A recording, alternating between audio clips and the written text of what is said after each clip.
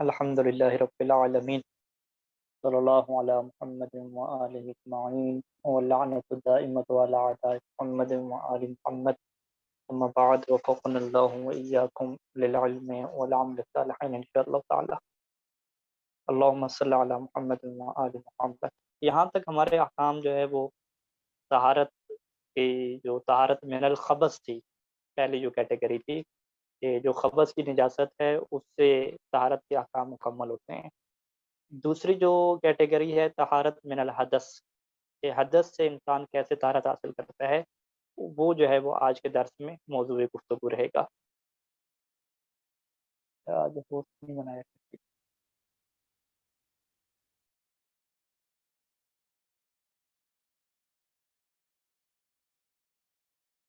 حدث میں ہم نے یہ بیان کیا تھا کہ حدث جو ہے وہ ایک سافٹ ویئر کی طرح کی چیز ہے، ہارڈ ویئر کی طرح کی چیز نہیں ہے، کہ انسان کی جو باطنی اور معنوی نجاست ہے کہ شریعت نے اس کو اعتبار کیا ہے، ایک قانونی شکل دیا ہے کہ اگر آپ اس حالت میں ہیں تو آپ باطنی طور پہ اور روحانی طور پہ اس قابل نہیں ہیں کہ آپ جو ہے وہ نماز پڑھیں یا جو ہے وہ قرآن مجید کو ہاتھ لگیں۔ اچھا، اب یہ جو حدث ہے اس کی دو قسمیں ہیں، ایک کو ہم حدث اصغر کہتے ہیں اور ایک کو ہم کہتے ہیں حدث اکبر۔ اصغر کا کیا مطلب ہے؟ چھوٹا، اور اکبر کا کیا مطلب ہے؟ بڑا۔ تو حدث اصغر اور حدث اکبر، یہ دو جو ہیں وہ چیزیں ہمارے سامنے آ گئیں۔ حدث اصغر کسے کہتے ہیں؟ حدث اصغر کہتے ہیں کہ ایک ایسی معنوی نجاست کے جسے ختم کرنے کے لیے ہمیں غسل کی ضرورت نہیں پڑے گی، بلکہ اس کے لیے فقط جو وضو ہوگا وہی کافی ہوگا۔ وضو ہم کر لیں گے تو باطنی طور پہ جو ہماری نجاست ہے وہ ختم ہو جائے گی، اور ہم اس طہارت اور پاکیزگی کی حالت میں آ جائیں گے کہ اب ہم جو ہے وہ نماز پڑھ سکتے ہیں۔ حدث اکبر کسے کہتے ہیں؟ کہ ایک ایسی باطنی نجاست کہ جس کو ختم کرنے کے لیے ہمیں غسل کی کیا پڑے گی؟ ضرورت پڑے گی، یعنی نہانا پڑے گا۔ نہائے بغیر فقط وضو سے کیا ہے کام نہیں چلے گا۔ اسے کیا کہتے ہیں؟ ہم حدث اکبر کہتے ہیں۔ اچھا، یہاں سے پھر یہ بات بھی واضح ہو جانی چاہیے کہ جنابت کا غسل ہو یا حیض و نفاس کا غسل ہو، اس کو ہم حدث میں لیتے ہیں۔ حدث کا کیا مطلب ہے؟ کہ ایسا نہیں ہے کہ ہمارا جو جسم ہے اس کے اوپر خباثت آ چکی ہے اور وہ نجس ہو چکا ہو، کہ اگر جسم کے اوپر کوئی پسینہ لگے گا یا گیلے ہاتھ سے آپ کوئی چیز کو ٹچ کریں گے تو وہ چیز بھی نجس ہو جائے گی۔ نہیں، اس کا خباثت سے کوئی تعلق نہیں ہے، یعنی ظاہری نجاست سے اس کا کوئی لینا دینا نہیں ہے۔ یہ ایک باطنی نجاست ہے، ایک معنوی کیا کیفیت ہے، حدث کی بات ہے، خبث کی بات نہیں ہے۔ لہٰذا بہت سارے مومنین یہ سمجھتے ہیں کہ اگر کوئی جو ہے وہ جنابت کی حالت میں ہے یا حیض کی حالت میں ہے تو اگر اس نے گیلا ہاتھ جو ہے وہ کسی چیز کو لگا دیا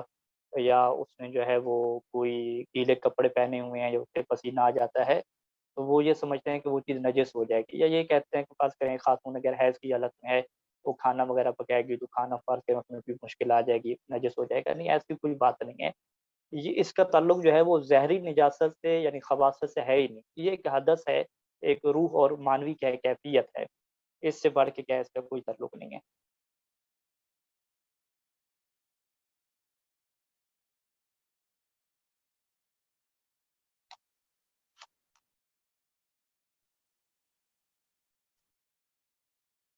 یہ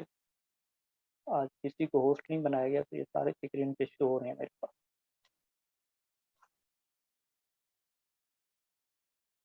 چلیں ہم آگے بڑھتے ہیں۔ تو لہٰذا یہ پہلا جو ہے وہ کنسیپٹ، اس چیز کو ہم کلیئر کریں اپنے اپنے طور پہ اور مومن کو کلیئر کریں کہ جو ہے وہ جو غسل میں جو حدث کی کیفیت ہوتی ہے اس کو ہم حدث کہتے ہیں، اور حدث کا مطلب بھی کیا ہوتا ہے کہ ایک روحانی ایک کیفیت ہے اور ایک معنوی نجاست ہے کہ جس کو ختم کرنے کے لیے کیا ہے ہمیں غسل کرنا پڑے گا۔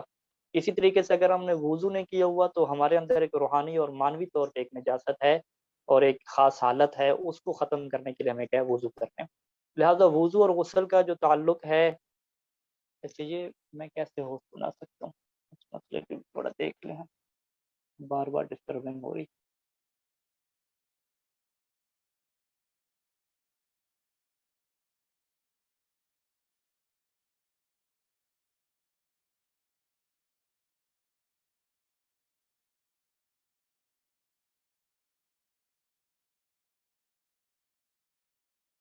جی جی ٹھیک ہے، نہیں فاطمہ کو होस्ट बना दिया मैंने, को होस्ट बना दिया। अब आप जो है इस चीज़ को हैंडल करें।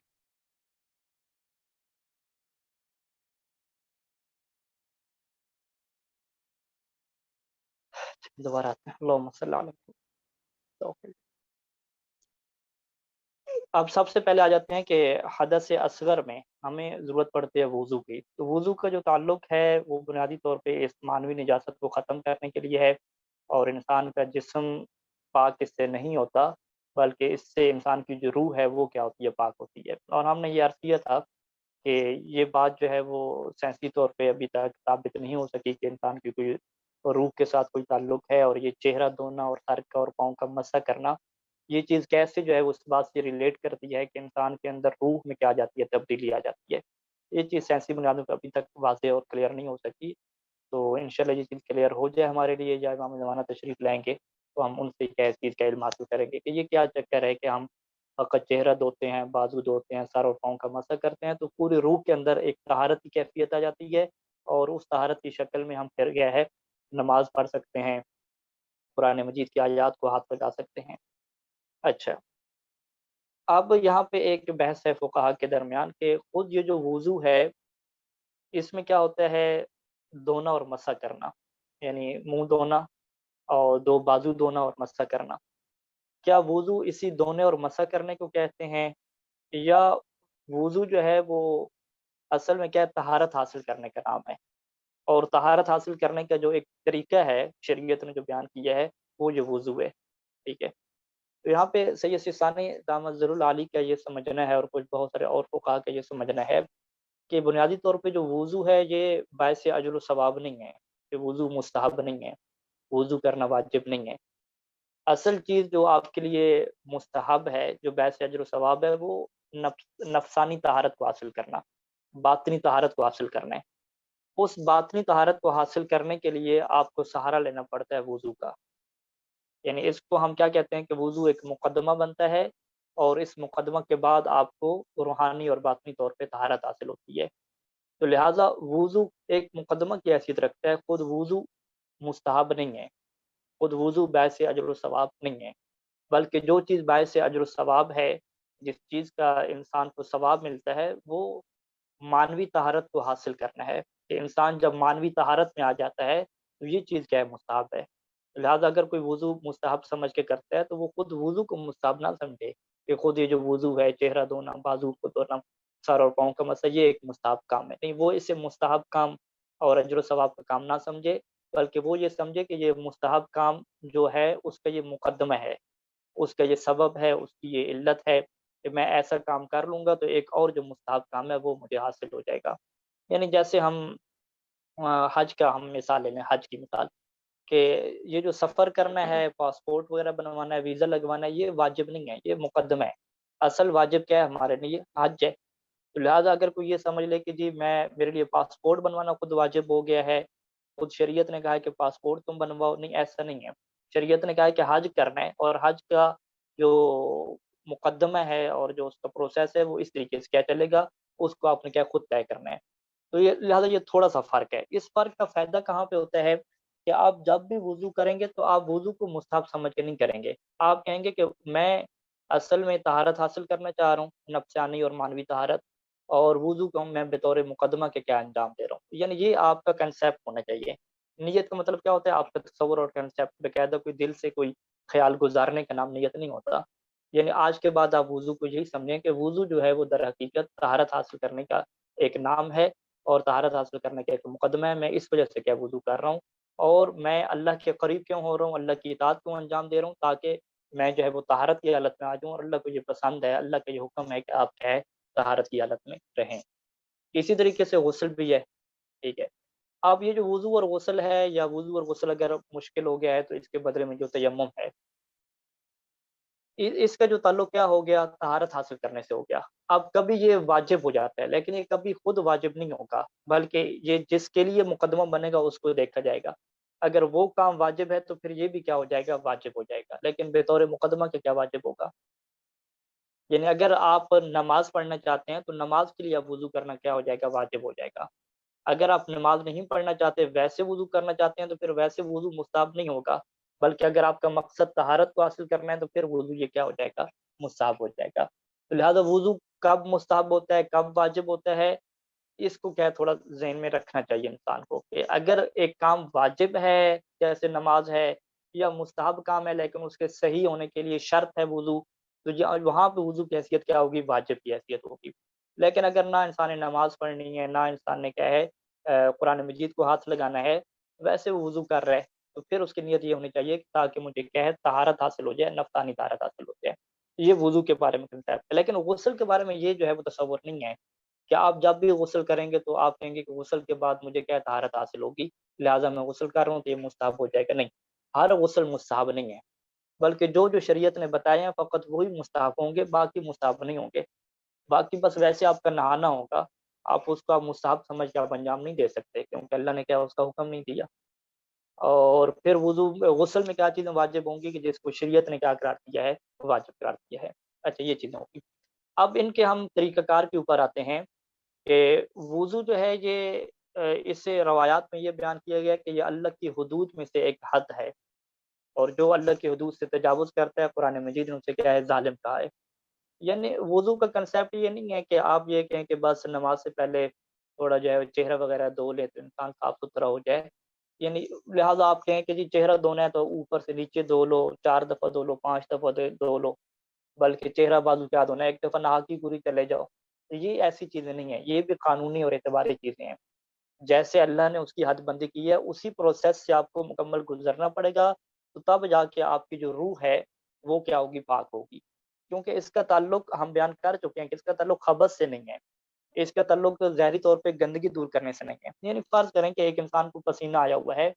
اب پسینہ اگر آیا ہوا ہے تو انسان کب اس کا چہرہ فریش ہوگا اور کب وہ صاف ستھرا ہوگا، یا ایک انسان سو کے اٹھا ہے تو سونے کے بعد وہ کب صاف ستھرا ہوگا، تو آپ کہیں گے بھی 3 4 دفعہ صحیح کر کے رگڑ کے منہ دھوئے، صابن وغیرہ لگائے، تو تب ہم کہیں گے کہ اس کا پسینہ اتر گیا، میل کچیل اتر گئی، اور یہ بالکل کیا ابھی پرفیکٹ ہو گیا۔ ابھی یہ کسی سے ملنے جا رہے ہیں یا کہیں پہ جو ہے وہ کوئی پارٹی وغیرہ ہے وہاں پہ جا رہے ہیں، تو ابھی ہم کہیں گے کہ ماشاء اللہ جی اس نے منہ ہاتھ دھو لی ہے اور منہ ہاتھ دھو کے چاہیے آیا ہے۔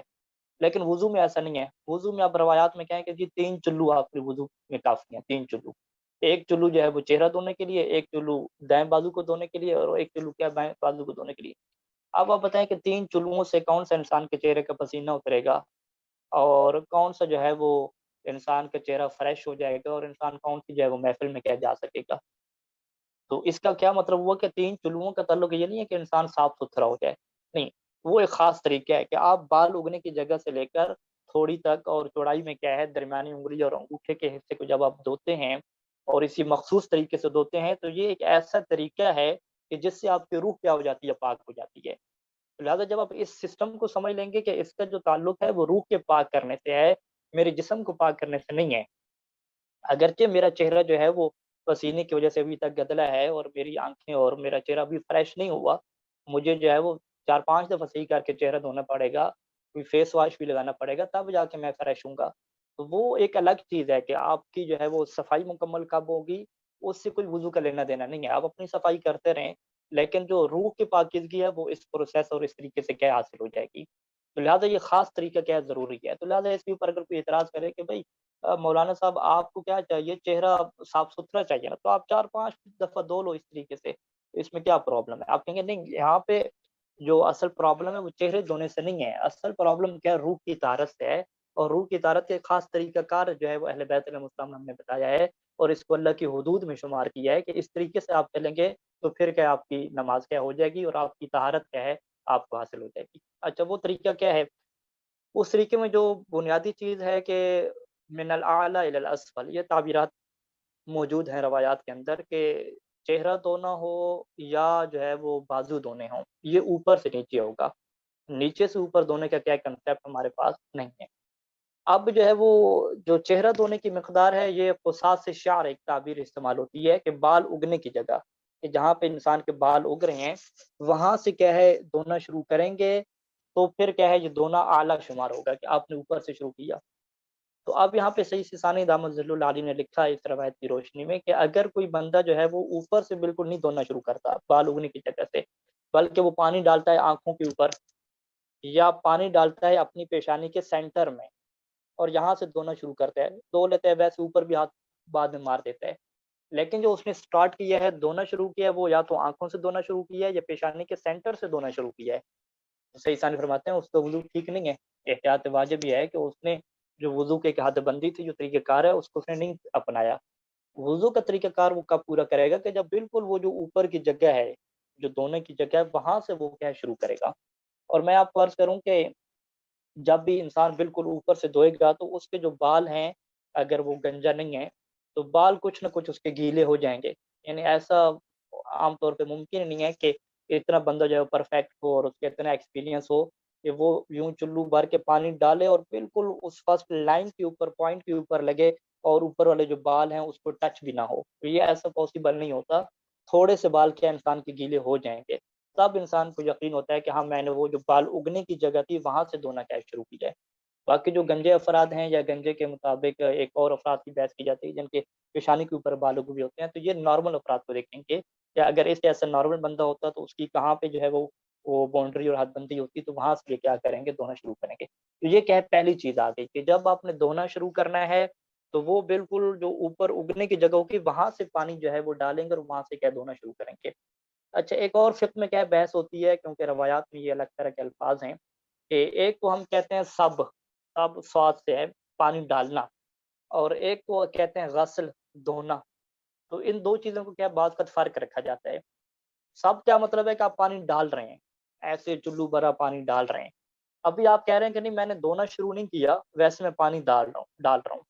دھونا کب شروع کروں گا کہ جب میں باقاعدہ کیا ہے ایک ارادہ کروں گا دل میں کہ جی ابھی میں وضو کی خاطر کیا ہے دھو رہا ہوں۔ اس وقت آپ نے کب دھونا شروع کیا، جب آپ نے ہاتھ کیا گھمانا شروع کیا، ہاتھ کو جب آپ نے چلانا شروع کیا، اب آپ کہہ رہے ہیں کہ اب میں کیا دھونے کو شروع کر رہا ہوں۔ تو یہ آپ فرق رکھ سکتے ہیں۔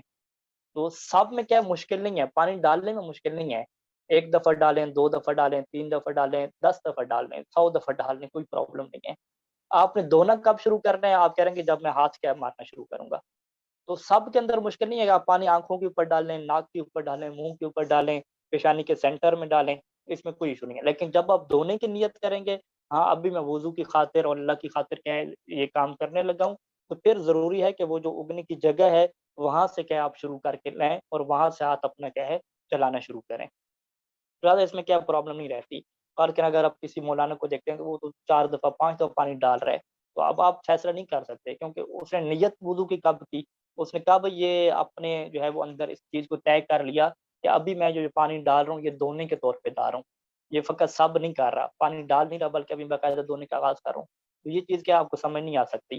کیونکہ وہ اس کے دل کا معاملہ ہے، اس نے کب پلان کیا کہ میرا چوتھی دفعہ کا ڈالنا دھونا شمار ہوگا، دوسری دفعہ کا دھونا شمار ہوگا، اس میں جو ہے وہ اسی سے پوچھا جائے گا، ہم جو ہے وہ فیصلہ نہیں کر سکتے۔ تو یہ پہلی کیا چیز ہے، یعنی اس میں دو نقطے ہو گئے، ایک تو جو ہے وہ بال اگنے کی جگہ وہاں سے شروع کرنا ہے، دوسرا جو ہے وہ سب اور غسل میں کیا ہو گیا، فرق ہو گیا، پانی ڈالنے میں اور دھونے میں آپ فرق کیا رکھ سکتے ہیں۔ تو یہ عوام فرق نہیں رکھتی، یہ جو فقہ بڑی دقیق پڑھتے ہیں وہ فرق رکھیں گے۔ تو اگر آپ رکھنا چاہیں تو کیا رکھ سکتے ہیں، یہ کیا ہے سہولت موجود ہے۔ آپ کہیں گے ٹھیک ہے میں سینٹر میں پانی ڈال رہا ہوں پیشانی کے، لیکن یہ میں ڈال رہا ہوں، دو نہیں جا، میں دھونا کب شروع کروں گا، جب میں اوپر سے کیا ہاتھ کرنا کیا شروع کروں گا۔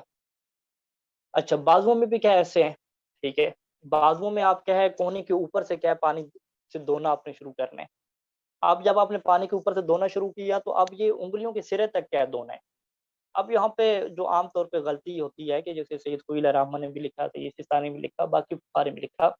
کہ عوام جو ہے وہ دھو کے جب لاتی ہے تو یہاں پہ بریک لگا دیتی ہے، یعنی یوں کر کے ہاتھ لگاتی ہے، یہاں پہ بریک، ٹھیک ہے، یہ کلائی کے اوپر کیا بریک لگا رہے ہیں، یوں کر کے دھو رہے ہیں، پھر یوں کر کے دھو رہے ہیں، یوں۔ وہ جو ہاتھ بےچارا ہے، انگلیاں بےچارا ہے، اس کا کیا قصور ہے، اس کے اوپر ہاتھ کیوں نہیں گھما رہے، ٹھیک ہے۔ تو سید سستانی نے بھی لکھا، سید خوئی علیہ الرحمہ نے لکھا کہ اس طرح اس کا وضو باطل ہے، ٹھیک ہے، کیونکہ وہ ہاتھ کو دھو ہی نہیں رہا۔ وہ کیا سمجھ رہا ہے، وہ یہ سمجھ رہا ہے کہ بھئی وضو کے شروع میں میں نے اپنے ہاتھ تو دھوئے تھے، جب ہاتھ دھوئے تھے تو وہ ہاتھ میرے دھلے ہوئے ہیں، اب دوبارہ ان کو کیا دھونا۔ تو ابھی وہ بازوؤں کو دھو رہا ہے کلائی تک اور کہہ رہا ہے کہ ہاتھ تو پہلے سے دھلے ہوئے ہیں۔ تو سید سستانی نے لکھا کہ سید کوئی نے بھی لکھا کہ یہ جو پہلے والے ہاتھ دھلے ہوئے ہیں یہ تو ویسے ایک مستحب چکر تھا نا، وہ آپ نے دھو لیے، اسی کے اوپر آپ اکتفا نہیں کر سکتے، اس کو آپ کافی نہیں سمجھ سکتے۔ ابھی جب آپ دوبارہ سے دھو رہے ہیں، وضو کی نیت سے دھو رہے ہیں، تو اب آپ نے انگلیوں کے سرے تک لے کر آنا ہے۔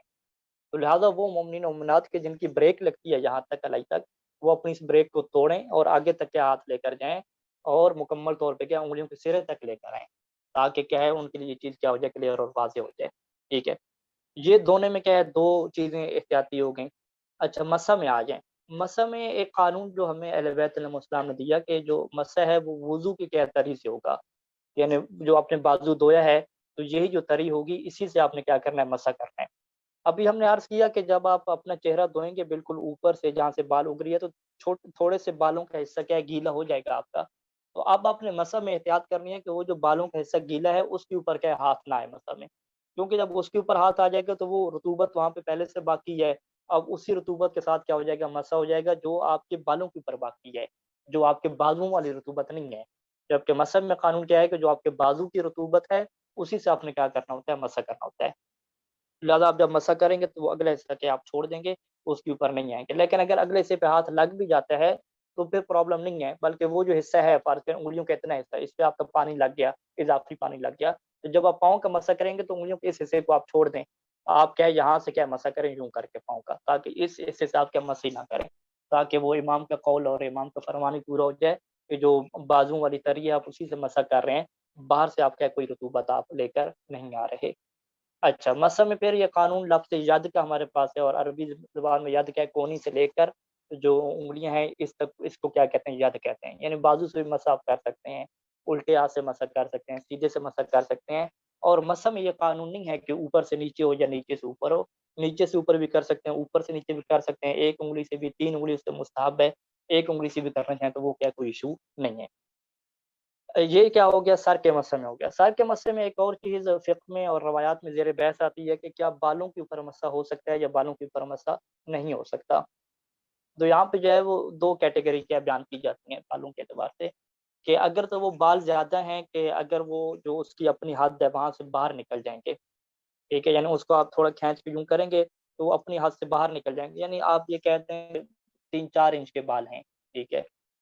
دو 2 انچ 3-4 انچ کے جو بال ہوتے ہیں تو ایسے بالوں کے اوپر کیا مسا نہیں ہو سکتا، لیکن اگر بال چھوٹے ہیں 1 انچ کے بال ہیں یا اگر بڑے ہیں لیکن آپ نے تھوڑا بالوں کو سائڈوں پہ کیا اور اسی جو 1 انچ کا ایریا ہے بالوں کا آپ اسی بالوں کے اوپر مسا کر رہے ہیں تو یہ مسا کیا درست ہو جائے گا، تو لہٰذا یہ 2 آپشن آپ کے پاس رہتے ہیں کہ یا بالوں کی اگر بال بڑے ہوں زیادہ، یعنی ہم ٹوٹل 3 صورتیں بنا لیتے ہیں، اگر 1 انچ کے بال ہیں 1 انچ کے بال ہیں تو انہیں بالوں کے اوپر مسا ہو سکتا ہے، جلد کے اوپر مسا کرنے کی کوئی ضرورت نہیں ہے، اگر 2-3 انچ کے بال ہیں تو یا زیادہ لمبے بال ہیں جس طرح خواتین کے لے لیں، پھر وہ بالوں کا وہ جو حصہ ہے 1 انچ کا جو حصہ ہے اسی حصے پہ اگر مسا کرنا چاہیں تو ہو سکتا ہے، جڑ پہ مسا کرنا ضروری نہیں ہے، لیکن اگر جڑ پہ مسا کرتے ہیں بالوں کی جڑ پہ تو یہ اور اچھی بات ہے، اس میں کیا ہے زیادہ احتیاط ہو جائے گی اور ایسا کیا انسان کو کرنا چاہیے اگر اس کے کیا لمبے بال ہیں۔ اچھا یہ مسئلہ بھی کیا کلیئر ہو گیا۔ پاؤں کے مسے میں جو چیز ہے کہ وہاں بھی انگلیوں کے سرے سے کیا مسا کرنا ہے، ٹھیک ہے، اب جب آپ ہاتھ یوں کر کے رکھتے ہیں، یعنی بعض اوقات اگر میں یوں ویڈیو میں سمجھا سکوں کہ یوں کر کے اگر ہم نے ہاتھ رکھا یوں کر کے مسا کر رہے ہیں تو یہ جو اوپر چھوٹا سا حصہ ہے یہ کیا ہوتا ہے خالی رہ جاتا ہے، اس پہ ہم مسا نہیں کر رہے ہوتے پاؤں کا، ایسے ہی بس ہم نے ہاتھ رکھا یوں کر کے کر دیا، یہ حصہ رہ جاتا ہے، تو اس کی احتیاط کا طریقہ کیا ہے کہ آپ ہاتھ اپنا یوں رکھیں، ٹھیک ہے، اگر یہاں سے کرنا چاہیں پورے ہاتھ سے پھر تو اور زیادہ کلیئر اور واضح ہے، اگر انگلی سے کر رہے ہیں 1 انگلی سے کر رہے ہیں تو آپ یہاں پہ اپنا ہاتھ رکھیں گے، یہ انگلیوں کو آگے کر کے یوں کر کے ہاتھ رکھیں گے تو یہ یقینی صورتحال ہو جائے گی کہ وہ جو ناخنوں کا اینڈ تھا یا انگلی کا اینڈ تھا وہاں سے آپ نے کیا کیا ہے مسا کرنا کیا شروع کیا ہے۔ اچھا اب یہ جو ابری ہوئی جگہ ہے یہ جہاں پہ قرآن مجید میں اور روایات میں لگتا ہے کعب کا کیا لفظ ہے، عربی کا کعب لفظ ہے، پاؤں کی ابری ہوئی جگہ تک، ابری ہوئی جگہ تک کیا مسا کرنا ہے، اس کی تفسیر میں کیا روایات میں اختلاف ہے کہ کعب کیا فقط ابری ہوئی جگہ ہے یا یہاں سے انسان کی جو ٹانگ کی پنڈلی ہے وہ شروع ہو جاتی ہے، وہ جوڑ ہے، ٹھیک ہے، یعنی پاؤں اور جو پنڈلی کا جوڑ ہے جہاں پہ وہ ایک رنگ بنتا ہے، یوں پاؤں اوپر کریں درمیان جو رنگ کی شکل بنے گی، یہ والا حصہ کیا ہے کعب کہلاتا ہے یا فقط ابرا ہوا حصہ پاؤں کا کیا ہے کعب کہلاتا ہے، تو یہاں پہ سید سیستانی دامت ظل العالی نے احتیاط واجب لگائی، شاید ان کا شاید فتویٰ بھی ہو، اب میں اس میں کنفرم نہیں ہوں، بہرحال احتیاط واجب ان کی یہ ہے کہ یہ جو جوڑ ہے یہاں تک کیا مسا آپ نے کر کے لے کر آنا ہے، جو پنڈلی کا جوڑ ہے جہاں پہ یعنی یہاں پہ رنگ بنتا ہے اس تک کیا ہے آپ نے مسا کر کے لے کر آنا ہے، فقط ابری ہوئی جگہ تک کریں گے تو یہ کیا کافی نہیں ہوگا، ٹھیک ہے، 2 چیزیں ہوگی، یعنی مسا یوں کرنا ہے تاکہ وہ انگلی میں سرے آ جائیں، کرتے کرتے پھر کہاں تک آگے لے کر جانا ہے، تھوڑا آگے لے کر جانا ہے کہ جہاں سے وہ جو جوڑ جو ہے پنڈلی کا ہے وہ ختم ہو رہا ہے تو وہاں تک کیا آپ مسا کریں گے، ٹھیک ہے، یہ چیزیں کیا ہے وضو میں دھونے میں اور مسح میں کیا یہ چیزیں احتیاطی ہو گئی، باقی مسح میں کوئی مشکل نہیں ہے، آپ جو ہے وہ اوپر سے نیچے کر سکتے ہیں، دائیں سے بائیں کر سکتے ہیں۔ ہاں، ایک اس میں یہ احتیاط ہوتی ہے کہ سر اور پاؤں کی اتنی حرکت نہ دیں کہ یہ کنفرم ہی نہ ہو سکے کہ بھئی آپ سر کا مسح ہاتھ پہ کر رہے ہیں یا ہاتھ کا مسح آپ سر پہ کر رہے ہیں، ٹھیک ہے؟ تو لہٰذا جو ہے وہ سر کو آپ ہلائیں گے نہیں، ایک جگہ پہ رکھیں گے اور ہاتھ کو کیا گھمائیں گے، تاکہ ہاتھ جو ہے وہ آپ کا مسح کرنے والا بنے اور سر کیا بنے کہ اس کے اوپر مسح ہو رہا ہے۔ اگر آپ ہاتھ رکھتے ہیں اور یوں سر گھماتے ہیں، ٹھیک ہے، تو اس کا کیا ہے کہ آپ نے سر کو کیا رگڑا ہے، یعنی مسح اردو زبان میں رگڑا ہے، تو سر کو رگڑنا نہیں ہے، ہاتھ کو اس کے اوپر کیا رگڑنا ہے۔ تو یہ تبھی ہو سکتا ہے کہ آپ سر کو جو ہے وہ سکون کی حالت میں رکھیں گے اور ہاتھ کو اس کے اوپر کیا چلائیں گے۔ پاؤں میں بھی ایسے ہے، اگر آپ یوں رکھ کے پاؤں کو آگے کرتے ہیں تو آپ نے پاؤں کو رگڑا ہے، یعنی پاؤں کو آپ نے مسح کروا دیا ہاتھ کے اوپر، جبکہ فقہ کیا کہہ رہی تھی، روایات کیا کہہ رہی تھی کہ ہاتھ کا مسح کرنا ہے پاؤں کے اوپر۔ لہٰذا اسی وجہ سے فقہاء نے یہ فتویٰ دیا کہ مسح کرتے ہوئے سر اور پاؤں کو آپ زیادہ نہیں ہلائیں گے اور اسے کیا ساکن رکھیں گے، تاکہ یہ کنفرم ہو سکے کہ ہاتھ کے ذریعے سے پاؤں پہ مسح کیا جا رہا ہے، نہ کہ پاؤں کے ذریعے سے ہاتھ کے اوپر کیا ہے مسح کیا جا رہا ہے۔ اچھا، یہ چیزیں کلیئر ہو گئیں، اور اس میں ایک اضافی نکتہ رہے گا جو وضو میں بھی ہے، تیمم میں بھی ہے، غسل میں ہے، کہ جسم کے اوپر کوئی ایسی رکاوٹ نہیں ہونی چاہیے کہ جو پانی پہنچنے سے کیا بنے، مانع بنے اور رکاوٹ بنے۔ چاہے اب اس میں فقہا یہ کہتے ہیں کہ چاہے وہ ایک سوئی کی نوک جتنی بھی ہو، ٹھیک ہے، کیونکہ ہم نے عرض کیا کہ اس کا تعلق جو ہے وہ روح کی پاکیزگی سے ہے، اس کا تعلق جسم کی صفائی سے نہیں ہے، وگرنہ اگر ناخن پہ نیل پالش لگی ہوئی ہو یا ایک دھبا لگا ہوا ہو کوئی کسی چیز کا کہ جس سے پانی نہیں پہنچ پا رہا، تو آپ اچھے طریقے سے منہ ہاتھ دھو لیں تو صاف تو ہو جائیں گے، صاف ستھرے تو ہو جائیں گے، لیکن وہ جو اللہ کی حد تھی وضو، وہ آپ کو حاصل نہیں ہو پایا۔ اس کی اپنی شرط تھی، اس کی شرط کیا تھی کہ درمیان میں کوئی فاصلہ اور ڈیسٹینیشن نہیں ہونی چاہیے، کوئی حاجب کیا ہے، عربی میں حاجب کہتے ہیں، وہ نہیں ہونا چاہیے، وضو کا پانی ڈائریکٹ آپ کی جلد کو لگنا چاہیے، اسی ناخنوں کے اوپر کیا لگنا چاہیے۔ تو لگا اگر ناخن کے اوپر یا چہرے کے اوپر کوئی ایسی چیز ہے جو پانی سے رکاوٹ بن رہی ہے، تو صاف ستھرے تو ہو جائیں گے، صاف ستھرے سے ہمیں کوئی پرابلم نہیں ہے، لیکن وضو کیا نہیں ہو سکے گا، وہ وضو کے جس کا تعلق کس سے ہے، حدث سے ہے، اور آپ کے سافٹ ویئر کو کیا اپڈیٹ کرنا ہے اور پاک کرنا ہے اس سے، جس کا کیا بن رہا ہے، تعلق بن رہا ہے، یہی شرط کیا ہے غسل میں بھی رہتی ہے، ٹھیک ہے جی۔ اچھا، وضو کا طریقہ یہاں پہ مکمل ہو گیا، غسل کے طریقے کو ہم یہاں پہ مکمل کرتے ہیں، اس کے بعد پھر کچھ کلمات اور اجازت کے ہم کہیں گے۔ اچھا، غسل میں بھی ایسے ہے، کیونکہ غسل بھی جو ہے وہ ایک حدث اکبر کو اٹھانے کا ایک طریقہ بیان کیا گیا، اور حدث اکبر کا تعلق جو ہے وہ انسان کی مانوی طہارت سے ہے، لہذا پورے غسل کا تعلق انسان کے جو ہے وہ کیا ہے، صاف ستھرائی سے نہیں ہے، ٹھیک ہے، یعنی روایات میں یہ بات موجود ہے کہ ایک سا کا جو پانی ہے جو 3 کلو کے قریب ہوتا ہے، وہ فرمایا کہ آپ کے غسل کے لیے کافی ہے۔ تو اب وہ کیسے کافی ہوگا کہ آپ تھوڑا بہت سر پہ پانی ڈالیں گے پہنچا دیں گے، سر وضو نہیں آپ رگڑ رہے ہوتے یوں کر کے ہاتھ، اس طریقے سے سر وغیرہ پہ پانی ڈالا، تھوڑا رگڑ دیا، ادھر سے رگڑ دیا، پھر دائیں سے کو رگڑ دیا، بائیں سے کو، تاکہ پانی ہر جگہ پہ کیا پہنچ جائے۔ مالش کی طرح سسٹم نہ بنے، پانی تھوڑا سا کیا ہو جاری ہو، تھوڑا سا اوپر کیا ہے چلنے لگ جائے، جو ایک غسل کی کیا تعریف کی جاتی ہے۔ تو اس طریقے سے اگر 3 کلو پانی ہے تو اس سے بھی کیا ہے انسان شریعت میں جو غسل ہے جس کا تعلق حدث اکبر اٹھانے سے ہے وہ والا ہو جائے گا۔ ہاں، وہ جو آپ نے ایک فریش ہو کے جانا ہے، صاف ستھرا ہو کے جانا ہے، اس کے لیے یقیناً کیا ہے یہ 3 کلو پانی کیا کافی نہیں ہوگا، اس کے لیے تو باقاعدہ کیا ہے زیادہ پانی چاہیے، باقاعدہ آپ نے صابن وغیرہ لگانے ہیں، پھر اور بھی زیادہ پانی چاہیے تاکہ آپ بالکل کیا صاف ستھرے ہو جائیں۔ تو صاف ستھرے ہونے کے لیے زیادہ پانی چاہیے، لیکن جو ایک روح کو آپ نے پاک کرنا ہے اس کے ایک خاص پروسیس ہے، اگر اس طریقے سے آپ چلیں گے تو روح آپ کی کیا ہے پاک ہو جائے گی، آپ کی جو غسل ہے وہ کیا ہے ادا ہو جائے گا۔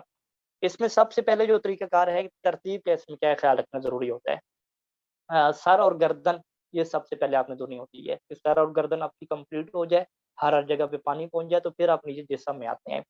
اب یہاں پہ صحیح سے ثانی کا یہ موقف ہے کہ سر اور گردن کے بعد پورے جسم کے اندر ترتیب نہیں ہے، چاہے آپ باڈی کے دائیں حصے کو پہلے دھوئیں یا بائیں حصے کو پہلے دھوئیں، اس میں آپ کی اپنی مرضی ہے کہ جیسے آپ دھو لیں، لیکن بہت سارے فقہا کا یہ کہنا ہے کہ نہیں، باڈی کے اندر بھی سب سے پہلے ترتیب ہے، اور وہ جو روایات ہیں ترتیب والی ان کو وہ کیا ہے قبول کرتے ہیں، کہ سب سے پہلے جو ہے وہ سر اور گردن کو مکمل کرنے کے بعد دائیں حصے کو کیا آپ نے مکمل دھونا ہے، دایاں حصہ دھلنے کے بعد پھر آپ نے کیا ہے آنا ہے بائیں حصے کو کیا ہے دھونے کے اوپر آنا ہے۔ تو اگر باقی فقہا کے مطابق چلیں گے تو صحیح ثانی نے اس کو کہا ہے کہ یہ زیادہ افضل ہے، یہ زیادہ بحث اجر و ثواب ہے، احوط ہے، لیکن ایسا واجب نہیں ہے۔ تو لہٰذا چونکہ یہ طہارت کا مسئلہ ہے اور بڑا جو حساس مسئلہ ہے جس کی حیثیت رکن کی ہے، رکن کی حیثیت اس طریقے سے ہے کہ اگر بعد میں آپ کو پتہ چلے نا کہ میرا وضو غلط تھا، میرے غسل غلط تھے، تو ساری نمازوں کی قضا آپ کو دوبارہ پڑھنی پڑتی ہے۔ یعنی بہت سارے مومن کے جب ہم وضو اور غسل چیک کرتے ہیں تو وہاں پہ یہ پتہ چلتا ہے کہ اس کا وضو ٹھیک نہیں تھا، اس کا غسل ٹھیک نہیں تھا، تو اس کو جو ہے وہ بہت ساری نمازوں کی کیا کرنی پڑتی ہے، قضا کرنی پڑتی ہے، کیونکہ اس میں انسان کے جاننے اور نہ جاننے کا کوئی تعلق نہیں ہے۔ اور جو رکن کی حیثیت ہوتی ہے نماز کی، جس طریقے سے احکام ہے کہ رکن کی حیثیت میں چاہے انسان مسئلے کو جانتا ہو یا نہ جانتا ہو، وہ جب باطل ہو گیا تو اگلا عمل آپ کو خود بخود کیا ہو جائے گا، باطل ہو جائے گا۔ لہٰذا اس میں احتیاط اسی میں ہے کہ انسان جو ہے وہ سر اور گردن مکمل کرنے کے بعد پہلے دایاں حصہ دھوئے، اس کے بعد کیا ہے پھر بایاں حصہ دھوئے۔ اب یہاں پہ کیا ہے، وہ پاؤں کی جو انگلیاں ہوتی ہیں ان کے سینٹر کو تھوڑا دھونا، ٹھیک ہے، احتیاط سے دھونا، یہ اس میں احتیاطیں رہتی ہیں، اور باقی کیا اس میں کوئی ایشو نہیں رہتا۔ اچھا، شاور کے ایک مسئلے کی جو ہے وہ ڈسکشن یہ کی جاتی ہے، کیونکہ سر اور گردن کے بعد دوبارہ روایت کے الفاظ ہیں کہ جسم کو دھونا ہے۔ تو اگر ایک انسان بڑا شاور ہو کہ جس کا جو حجم ہے وہ اتنا پھیلا ہوا ہو کہ ایک دفعہ شاور کھولا اور پورا انسان اس کے اندر کیا ہو گیا، پورا فوکس ہو گیا، اندر ہی آ گیا، تو اب یہاں پہ انسان ایک دفعہ نیت ذہن میں اپنی کیا نیت گھماتا ہے کہ یہ جو ابھی میرے اوپر پانی آ رہا ہے اس سے بھی جی میرا سر اور گردن دھل رہا ہے، پھر وہ کہے کہ ابھی جو پانی آ رہا ہے نا میرا یہ دایاں حصہ دھل رہا ہے، پھر وہ نیت ڈالے کہ بایاں حصہ دھل رہا ہے، یہ نیت کیا کافی نہیں ہوگی، بلکہ یہاں پہ نیت سے ہٹ کے وہ جو روایت کے الفاظ ہیں کہ پھر تم نے پانی ڈالنا ہے دائیں حصے کے اوپر، پھر تم نے ڈالنا ہے بائیں حصے کے اوپر۔ تو یہاں پہ سیسا نے فرمایا کہ احتیاط واجب کیا ہوگی کہ آپ پانی سے باہر نکلیں یا شاور کی ٹونٹی بند کر دیں تاکہ سر اور گردن دھونے کے بعد پانی کی دفعہ کٹ ہو جائے۔ کٹ ہونے کے بعد جب دوبارہ پانی آ جائے گا تو پھر کہا جائے گا کہ ہاں ثم، پھر آپ نے کیا ہے، آپ نے دایاں حصہ دھویا۔ وگرنہ اگر انسان پانی کے اندر ہے یا ایک جو ہے وہ دریا کے اندر ہے اور اندر ہی نیت کر رہا ہے کہ جی ابھی میری گردن دھل گئی، ابھی میرا دایاں حصہ دھل گیا، تو اس کو کیا ہے دوسری دفعہ دھونا یا تیسری دفعہ دھونا کیا نہیں کہا جائے گا۔ تو لہٰذا یہ شاور کے اندر اگر کسی کا بڑا شاور ہے جس سے ایک ہی دفعہ میں کیا پورا اس کے اندر وہ آ گیا ہے کہ پانی جو ہے وہ دائیں حصے سے کٹ نہیں ہو رہا ہے، دائیں حصے کے اوپر بھی آ رہا ہے، سر کے اوپر بھی آ رہا ہے، تو پھر اس کے لیے ضروری ہے کہ وہ سائڈ پہ ہٹے، دائیں حصے سے پورے پانی کو کٹ آف کرے، پھر کیا اسے پانی کے اندر کیا لے کر آئے، تاکہ یہ کہا جائے کہ اس نے ثم دوسری دفعہ کیا ہے دھونے کی طرف یہ گیا ہے، نہ کہ وہ پہلی دفعہ دھونے کا کنٹینیو ہے اور اسی کو یہ کیا جاری کیے ہوئے ہے۔ تو وضو اور غسل کا یہ یہاں پہ مسئلہ ہو گیا۔ پھر تیمم کا مسئلے میں کیا ہے، تیمم کا طریقہ بھی انشاءاللہ آپ مطالعہ کر لیں گے، ابھی ہماری کلاس کا ٹائم بھی ختم ہو رہا ہے، اور اس سے کیا ہے مزید چیزیں بھی کیا آپ کے لیے واضح ہو جائیں گی، تو انشاءاللہ اس میں آپ مطالعے کو اس چیز میں لے کر آئیں، کچھ چیزیں اسٹڈی کر لیں آپ، اور کچھ چیزیں کیا ہیں ہم سے آپ کو سن لیں۔ اللہم صلی علی محمد وعلی محمد وعجل فرجہم وآلہ دعا۔ ابھی کسی کا کوئی سوال ہو درس کے متعلق تو وہ سوال کر لے، اس کے بعد ایک حدیث اور ایک قرآن مجید کی آیت آپ کی خدمت میں پیش کروں گا۔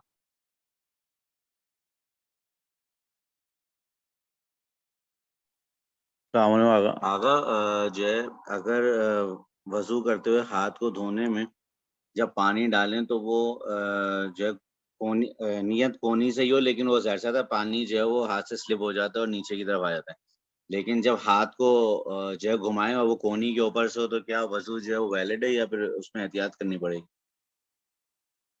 نہیں میں نہیں سمجھا سوال، یعنی کون سے آپ نے پانی نہیں ڈالا کیا؟ مطلب یہ کہ کونی سے پانی ڈالنا ہے، لیکن ظاہر سی بات ہے ہاتھ سے تو سلپ ہو جاتا ہے نا پانی، تو وہ اچھا لیکن جب سلپ ہو ہاتھ، گیا، ہاں یعنی ڈلا لیکن نیچے سے ہے، کونے کے اوپر نہیں ڈلا؟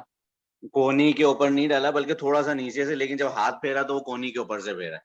تو اس ہاں کے تو بارے اس میں میں کیا ہوا؟ ہاں اس میں آپ کی نیت آپ اپنے آپ کو دیکھیں گے کہ آپ پانی جب آپ ڈال رہے تھے تو اسی کو آپ دھونا شروع کر رہے تھے، کیونکہ ہم نے عرض کیا کہ یہ جو بندے ٹھیک دقیق طریقے سے نہیں پڑھتے ان کو سمجھ نہیں ہوتی کہ یہ دو چیزیں الگ ہیں، پانی ڈالنا الگ ہے اور دھونا الگ ہے، وہ تو ایک ہی سمجھ رہے ہوتے ہیں نا۔ جب وہ ایک سمجھ رہے ہیں کہ میں ابھی پانی ڈال رہا ہوں تو اسی کو میں کیا دونوں ہی سمجھ رہا ہوں، تو اگر وہ اسی کو دھونا ہی سمجھ رہا تھا جو کہ عام طور پہ ہوتا ہے پھر تو اس کا وضو ٹھیک نہیں ہے، کیونکہ اس نے اوپر سے دھویا نہیں ہے، اس نے یہاں سے دھونا شروع کیا ہے، پہلے یہاں سے دھو لیا پھر دوبارہ کیا ہے اوپر سے دھو لیا، اور اگر وہ فرق کر رہا تھا لیکن اگر نیت یہ ہو کہ جب میں ہاتھ پھیرنا شروع کروں گا تب سے جو ہے وہ وضو جو ہے وہ شمار تب ہوگا؟ دھونا ہوگا، تب میں دھونے کو شروع کروں گا، یہ ویسے میں پانی ابھی ڈال رہا ہوں پھر وہ ٹھیک ہو جائے گا۔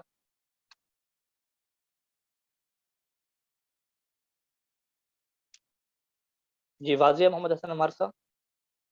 جی آغا بہت شکریہ، جزاک اللہ۔ اور آغا ایک سوال یہ بھی تھا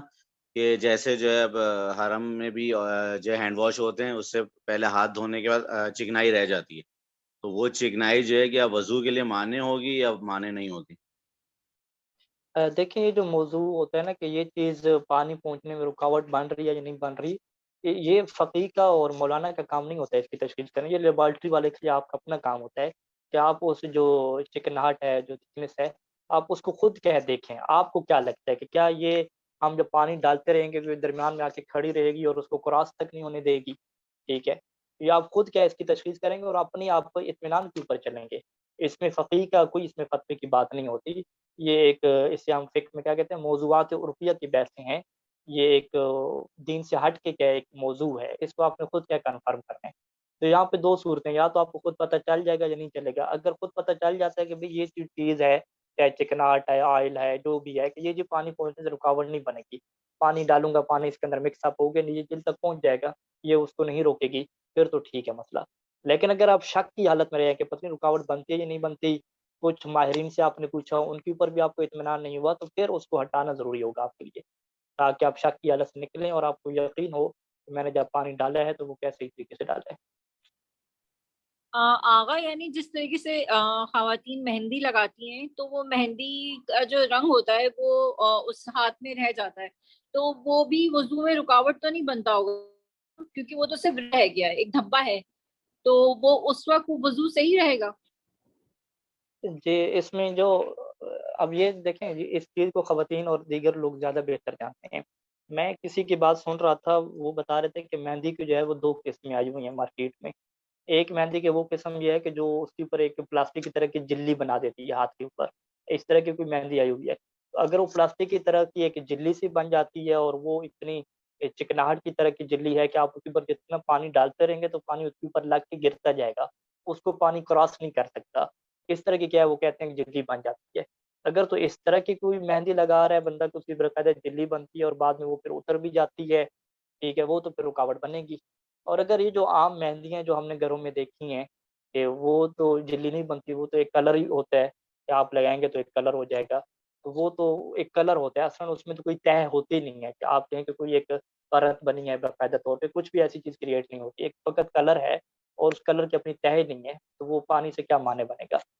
تو لہٰذا یعنی اس کو خود آپ لوگوں نے طے کرنا ہے کہ جو چیز لگ رہی ہے وہ کیا ہے. مولانا صاحب اس میں کچھ بھی نہیں, اگر مولانا صاحب فارغ کریں کہہ بھی دیں, فارغ کریں صحیح سے ثانی بھی کہہ دیں کہ یہ رکاوٹ نہیں بنتی, ان کی بات کا بھی اعتبار نہیں ہے. کیوں نہیں اعتبار؟ کیونکہ یہ ان کا موضوع نہیں ہے, اس میں کوئی فتویٰ کی بات نہیں ہے.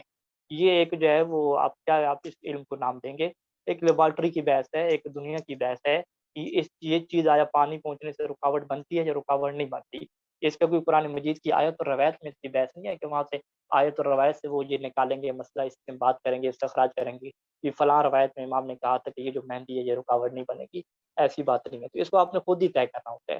تو اس کا جو میری اپنی میں تحقیق بتا رہا ہوں, اس کے اوپر آپ کا بھی چلنا ضروری نہیں ہے. کہ جتنی بھی مہندیاں ہیں جو خاص قسم کی وہ جو مہندی ہے وہ ابھی تک نہیں دیکھی میں نے, کہ جتنی بھی مہندیاں ہیں اس میں تو کوئی رکاوٹ کا ایشو نہیں ہے کہ وہ رکاوٹ نہیں بنتی. ٹھیک ہے, وہ جو خاص ایک قسم کی مہندی ہے ابھی آپ وہ دیکھ لیں, اگر ایسی کسی کے پاس مہندی ہے تو وہ تجربہ کرے, چیک کرے. جزاک اللہ. اچھا, ایک میسج میں سوال ہے وہ ہے کہ 3 کلو والی بات سمجھ نہیں آتی, سگنل کٹ ہو گئے. سگنل کٹ ہو گئے تو آپ دوبارہ سن لیں, کیونکہ ابھی دوبارہ ہم بتائیں گے پھر آپ کہیں گے سگنل کٹ ہو گئے, تو پھر یہ سارا سلسلہ چلتی رہے گا. جی سیدہ طاہرہ کا سوال. آگا میں سوال تھا کہ جیسے آپ نے کہا تھا کہ ہاتھ دھوتے وقت جو ہے وہ ہم کونی پہ بریک دے دیں تو وہ جو وضو باقی رہتا ہے ہم آگے مطلب ہاتھ نہیں دھوئیں, تو اس میں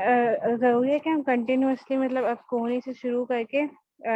انگلیوں کے پور تک کنٹینیوسلی ایک ہی اس میں دھوئیں. یہ ہو سکتا ہے کہ ہم بریک دینے کے بعد پھر کلائی سے دوبارہ سے آگے ہاتھ دھوئیں, تو کیا وہ بھی باطل ہوگا؟ نہیں, ایک دفعہ آپ نے بریک دی, بریک دینے کے بعد دوبارہ آپ ہاتھ کو یوں چلا دیں آگے, درمیان میں آپ جو ہے وہ ریسٹ کر سکتے ہیں. ایک ہی سپیڈ میں لانا ضروری نہیں ہے. مثلا یہاں تک میں لایا, پھر دوبارہ کیا یہاں تک لایا, پھر دوبارہ یہاں تک لایا, پھر یہاں تک لایا, 4 سٹیپ میں جا سکتا ہوں.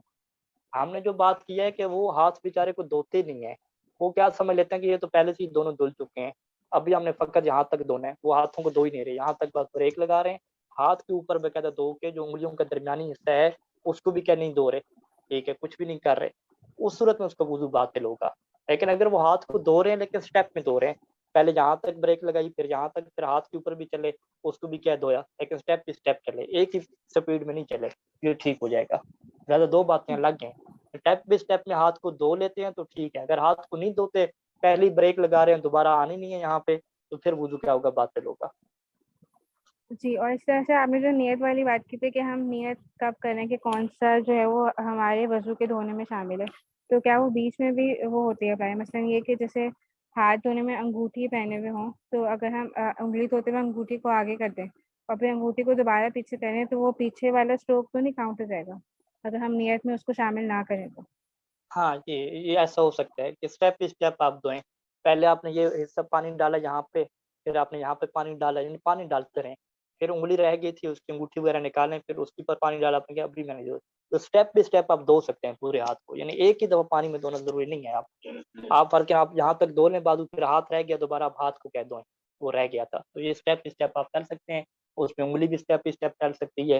اور انگوٹھی جب آپ اتاریں گے، کیونکہ آپ نے کہا کہ ابھی میں نے اس انگلی کو نہیں دھویا، چھوٹی انگلی کو نہیں دھویا، سارے ہاتھ کو دھو لوں پھر اس کو بعد میں کہہ دوں گا، وہ حصہ رہ گیا آپ کا، پھر اس کی آپ نے نیت ہی نہیں کی دھونے کی، تو انگوٹھی اتاریں پھر اس کو کیا لگتا ہے اسے دھو لیں. تو ایسا اسٹیپ بائی اسٹیپ آپ کا چل سکتا ہے کس دوار دھونا.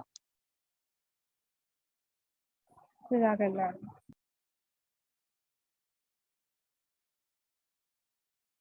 پانی کتنی بار ڈال سکتے ہیں؟ اگر آپ دھونے کی نیت کے بغیر پانی ڈال رہے ہیں تو چاہے 100 دفعہ ڈالیں 1000 دفعہ ڈالیں، اس میں کوئی ایشو نہیں ہے، ٹھیک ہے، وضو کے نیت. لیکن وہ ایشو ہے جب کہ پانی ضائع کر رہے ہیں، اسراف کا ایشو آ جائے گا. پانی جو ہے وہ ضائع ہونے کا کوئی ایشو نہیں ہے، تو آپ جتنی دفعہ ڈالیں کوئی مشکل نہیں. آپ کی خدمت میں یہ ہے کہ کیا غسالہ نجس ہے یا پاک ہے؟ السلام علیکم آغا.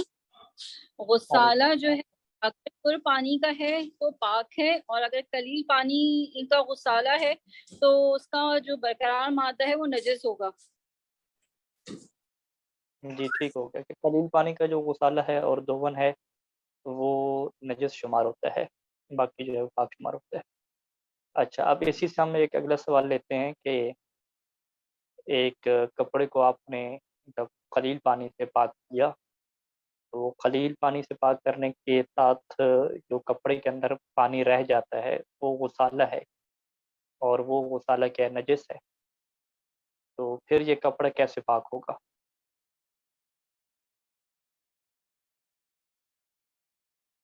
یعنی دوبارہ سوال سن لیجیے کہ غسالہ ہم نے کہا کہ قلیل پانی سے جو پانی ٹچ ہوگا،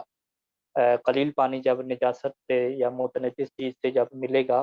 تو وہ قلیل پانی نجس ہو جاتا ہے، متنجس ہو جاتا ہے. اب وہ قلیل پانی جب متنجس ہو گیا اور وہ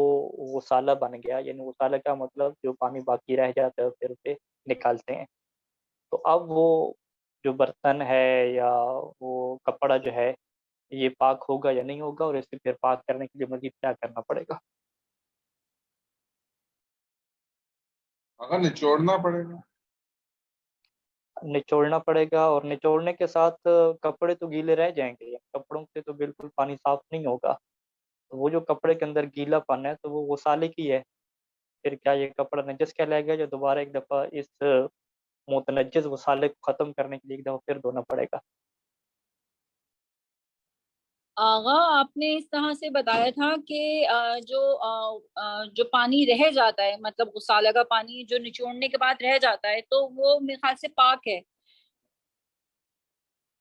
جی یہ جواب درست ہے کہ جو پانی اس کے اندر رہ گیا ہے باقی وہ پانی پاک ہے.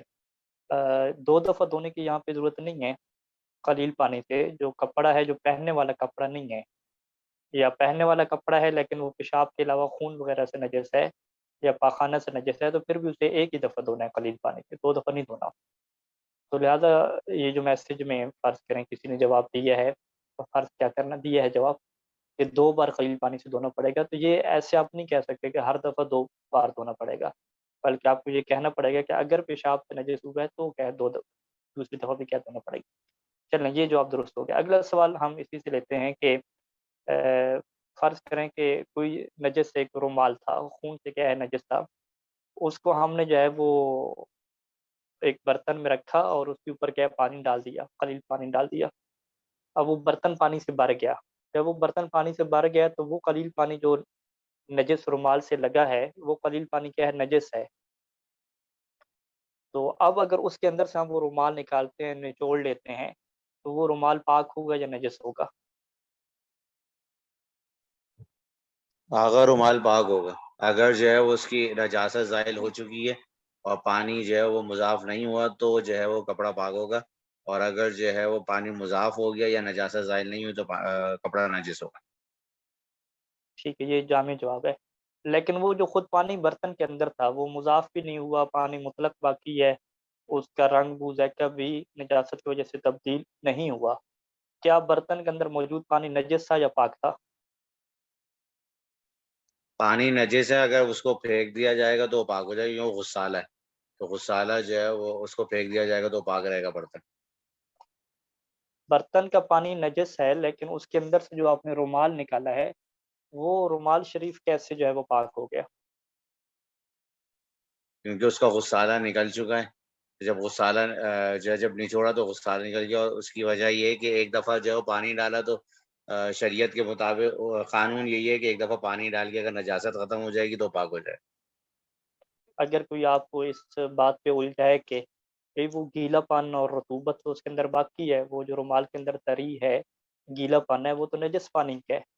جس کو آپ نجس کہہ چکے ہیں، اور ابھی آپ خود مان ہی نہیں رہے کہ یہ رومال کیا ہے، نجس ہے، آپ اس کو پاک کہہ رہے ہیں، اس کا کیا جواب دیں گے، کیسے سمجھیں گے؟ کیونکہ شریعت نے ہمیں قانون بتایا کہ جو ہے یہ قانون ہے، اسی کے اوپر عمل کرنا ہے، ہم حقیقت کے اوپر نہیں جاتے بلکہ قانون کے اوپر عمل کرتے ہیں۔ ہاں، یہ اعتباری چیز ہے، قانونی چیز ہے، قانون اس طریقے سے بنا دیا گیا کہ ہم اس کو پاک کہیں گے تو ہم اس چیز کو ایکسیپٹ کریں گے اور قبول کریں گے۔ ٹھیک ہو گیا جی۔ اگلا سوال ہم آپ کی خدمت رکھنے لگے ہیں کہ یہ جو کھانے پینے کے برتن ہوتے ہیں کہ جس کو 3 دفعہ کیا دھونا ضروری ہے۔ ایک برتن کیا ہے نجس ہے، فرض کریں کہ ایک ہمارے پاس ٹب ہے یا بالٹی ہے، اس میں بھی یعنی شربت وغیرہ یا کھانے پینے والی چیزیں میں استعمال اسے کر سکتے ہیں۔ اب یہ بالٹی کیا ہے نجس تھی اور خون وغیرہ سے کسی چیز کی بھی نجس ہو، اب اس کو ہم نے نل کے نیچے رکھ دیا، وہ ٹونٹی کے اوپر سے کھول دی، وہ کور پانی کیا ہے اس کے اوپر آ گیا، کور پانی کیا بھر گیا۔ اب سوال یہ ہے کہ کور پانی جب اس کے اندر بھر گیا ہے تو کیا یہ کور پانی اس کے اندر پاک ہو گیا، پاک نہیں ہوگا؟ پہلا سوال یہ ہے کہ خود جو اس کے اندر پانی ہے جو کور کے ساتھ متصل ہے، بالٹی نجس بالٹی کے اندر پانی بھر چکا ہے، یہ پانی نجس ہوگا یا پاک ہوگا؟ یہ پہلا سوال۔ دوسرا سوال کہ خود بالٹی اس طرح سے پاک ہو جائے گی یا نہیں ہو جائے گی؟ جی جناب۔ اگر کوئی پانی تو پاک رہے گا لیکن بالٹی جو ہے وہ نجس ہی رہے گی، تو اس کو 3 دفعہ دھونا ہوتا ہے۔ ٹھیک ہے جی، یعنی یہ اگر ہم یہ اعتراض اٹھائیں کہ بھئی بالٹی آپ کی جو ہے وہ نجس ہے، یعنی ظرف آپ کا نجس ہے اور اس ظرف کے اندر جو پانی ہے وہ پاک ہے، تو یہ عجیب سی بات نہیں ہے؟ اگر ڈسکنٹینیوشن نہیں آ رہی اور اوپر سے ڈائریکٹ پانی مطلب جو کور پانی میں کوئی مطلب رابطہ منقطع نہیں ہو رہا ان کا، تو وہ پاک ہی رہے گا پانی۔ پانی پاک ہے لیکن بالٹی کو آپ نجس کہہ رہے ہیں نا؟ بالٹی تو 3 دفعہ اس کو آپ کو بالٹی کو پاک کرنا پڑے گا، برتن کا جو آپ نے بتایا تھا۔ جی جی، تو یہی سوال کوئی اٹھائے گا نا کہ آپ یہ لوگ کیسے عجیب بات کرتے ہیں، حالانکہ مشہور کیا ہے، ایک محاورہ نہیں بولا جاتا کہ ہمیشہ جو گندا برتن ہوتا ہے، نجس برتن ہوتا ہے، اس کے اندر اگر آپ دودھ بھی ڈالیں گے تو وہ بھی گندا ہو جائے گا۔ نجس برتن میں جو مظروف ہے یعنی جو اس کے اندر جو چیز ڈالی جاتی ہے وہ بھی نجس ہوتی ہے، تو ابھی آپ عجیب سی بات لے کر آ گئے ہیں کہ بالٹی کو آپ نجس کہہ رہے ہیں لیکن اس کے اندر پانی کو آپ پاک کہہ رہے ہیں، تو آپ اس کا کیسے اس اعتراض کو ختم کریں؟ اگر کوئی قانون ہے، یہ قانون کی وجہ سے ہاں، یعنی آپ کہیں گے کہ کوئی یہ نجاست طہارت کے مسائل حقیقی مسائل نہیں ہیں کہ آپ اس کو سائنسی طور پہ دیکھیں، ایک اعتباری اور قانونی چیزیں ہیں کہ شریعت نے اس کو اس طریقے سے لیا ہے تو ہم بھی کیا اس طریقے سے لے جائیں گے۔ اچھا، اس کو ہم یہ کہہ سکتے ہیں کہ ٹونٹی کھولیں گے تو پانی پاک، ٹونٹی جیسے بند کریں گے تو پانی نجس، ٹھیک ہے، یہی صورتحال بنے گی نا؟ کیا۔ جی ٹھیک ہوگی جی۔ اچھا، کہہ رہے ہیں کہ ویڈیو بہت سٹک ہو رہی ہے، مجھے ایک بھی سوال سمجھ نہیں آیا، تو یہ آپ کے پاس نیٹ کی پرابلم ہوگی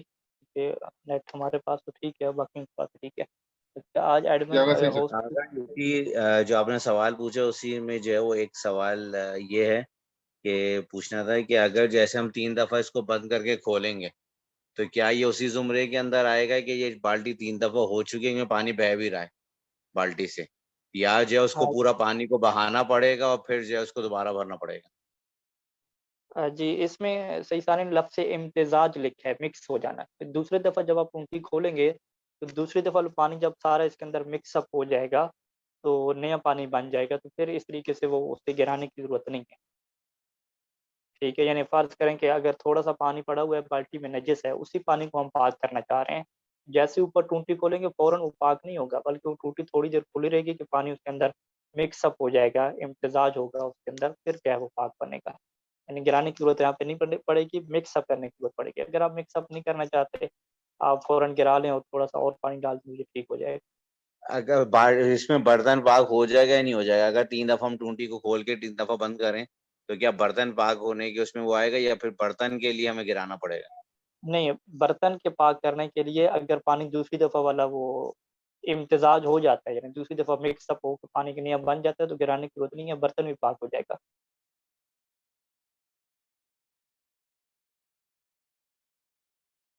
چلیں جی، ٹھیک ہو گیا جی۔ اگلے درس کی طرف ہم آتے ہیں کہ بسم اللہ الرحمن الرحیم، اللہم صلی علی محمد وعلی محمد۔